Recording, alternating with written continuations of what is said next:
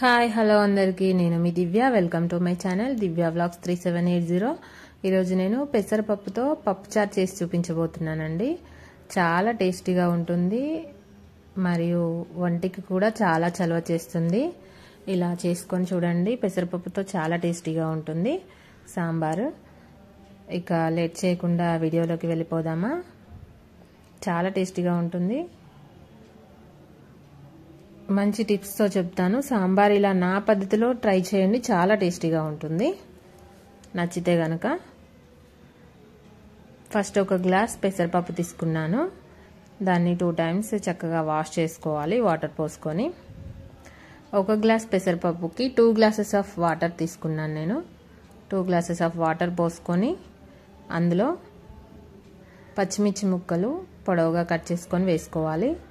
పప్పులో ఎప్పుడైనా ఇలా పచ్చిమిర్చి ముక్కలు, ఏ సాంబార్ చేసినా ఇలా పచ్చిమిర్చి ముక్కలు పప్పులో వేసి ఉడికించడం వల్ల కారం అనేది మంచిగా టేస్టీగా ఉంటుంది. అందులోనే పసుపు, కొద్దిగా నూనె వేసుకొని మూత పెట్టేసుకొని 2 విజిల్స్ వచ్చేంత వరకు ఉడికించుకోవాలి. పెసరపప్పు త్వరగా ఉడికిపోతుంది కదా. మీకు హడావిడి ఏం లేకపోతే నార్మల్గా గిన్నెలో అయినా ఉడికించుకోవచ్చు. తొందరగా బాక్స్ ప్రిపేర్ చేసే పద్ధతిలో అయితే కుక్కర్లో ఉడికించుకుంటే త్వరగా ఉడికిపోతుంది. ఈలోగా మనం కూరగాయలన్నీ కట్ చేసుకొని పెట్టుకోవాలి. చూడండి, మెత్తగా ఉడికిపోయింది పెసరపప్పు. ఇప్పుడు అందులో జీలకర్ర వేసుకోవాలండి. జీలకర్రతో పాటు వెల్లుల్లి కూడా నలిపి వేసుకుంటే చాలా టేస్ట్గా ఉంటుంది.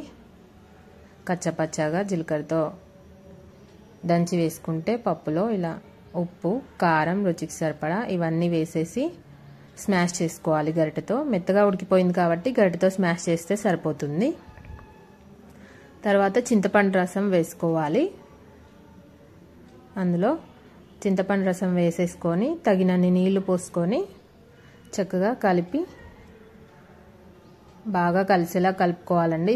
పెసరపప్పు కదా, అడుగంటుతుంది. ఎప్పుడైనా పప్పుచారు మరిగించేటప్పుడైనా కూడా కలుపుతూ ఉండాలి అప్పుడప్పుడు.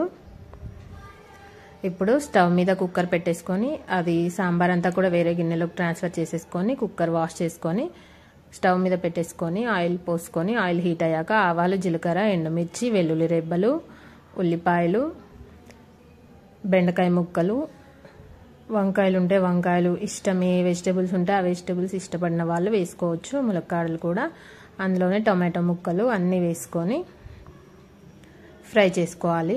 నార్మల్గా అయితే ఈ టొమాటోలు కానీ, బెండకాయలు కానీ, ములక్కాడలు కానీ అందరూ డైరెక్ట్ ఆ సాంబార్లోనే వేసేసి మరిగించుకున్న తర్వాత పోపు పెట్టేసుకుంటారు కదా. ఇలా పెడితే కూరగాయలు అనేది పచ్చిదనం లేకుండా కాస్త ఫ్రై అవుతాయి కదా ఆయిల్లో.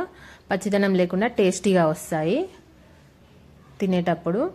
అందులోనే పసుపు, కరివేపాకు అన్నీ వేసి ఫ్రై అయిన తర్వాత మనం ముందుగా ప్రిపేర్ చేసుకున్న పప్పు సాంబార్ ఉంది కదా, అది అందులో వేసేసి చక్కగా మరిగించుకోవాలండి.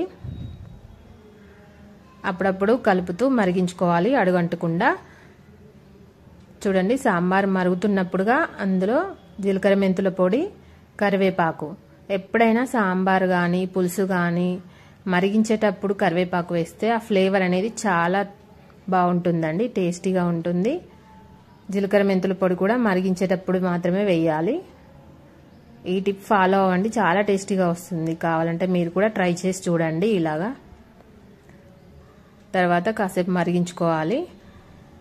అంతే అండి, రెడీ అయిపోయింది పెసరపప్పుతో సాంబారు. చాలా టేస్టీగా ఉంటుంది.